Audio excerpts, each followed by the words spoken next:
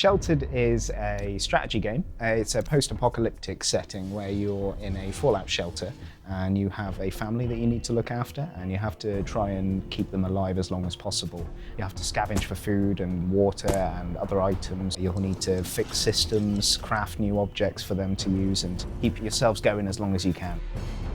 It released into early access a couple of months ago, so we're still in full production phase, and we're continuing to add new content and new features. It was important to us that we had a game that was really playable from the outset, so that we could get proper feedback from people and really get the community to help us shape the game. So this update has got quite a lot to it. It's our first major update since we've released the game into early access. One of the biggest issues that the game was having was that the combat system was very flawed.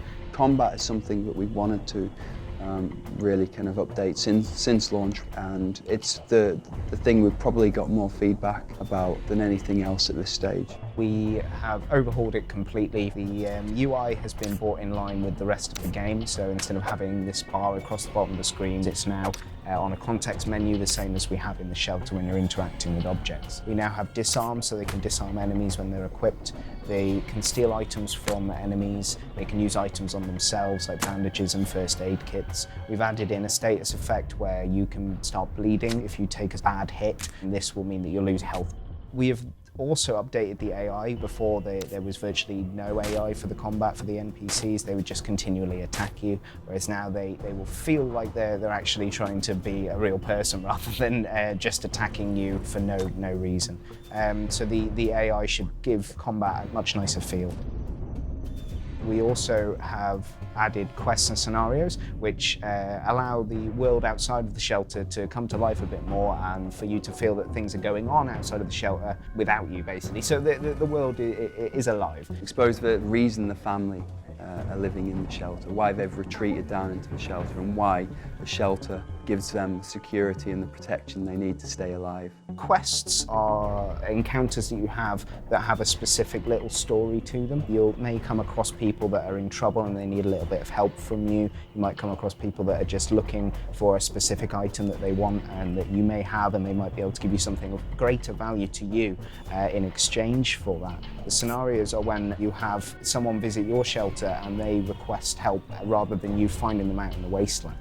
Scenarios can happen over a longer period as well, so you might have someone visit your shelter and ask you to go and help them deal with some person that's just robbed them or something, and you go and help them, but then that might continue on to another quest, and there's like another side of the story that you don't know about. So the scenarios are have more depth to them than the quests do. When we first started development, we knew we wanted a system like it, and the game's original inspiration was from the Twilight Zone episode, where some neighbours end up fighting each other to try and get into this shelter, and it sort of breaks down into very primal responses from the families. And that story is kind of how we want those situations to come about in the game. So that's what the quests and scenarios have been for, really, is to invoke those situations. Because our game doesn't have any set storylines or set lore to it, we're able to be quite free with how we do the stories and the scenarios. It allows for extra imagination, I think.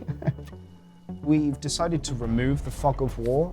We found that this was causing quite a few issues in different areas, and we've basically gone with a different approach. Now, instead of uncovering the map through the fog of war, the whole map is visible from the get-go when you start a game, but all of the locations on the map are shown as question marks, so you don't know, you know where things are, but you don't know what they are until you've actually uncovered them. It's quite a big change for the players, and hopefully that'll go down well with them.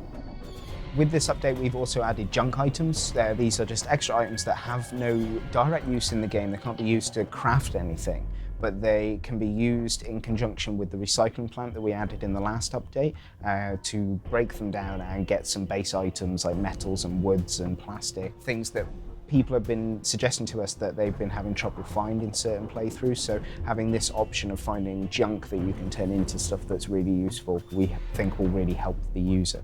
One of the great things about the game is that there are different ways of playing it. So people are going to have a lot of fun kind of exploring different strategies involved in staying alive.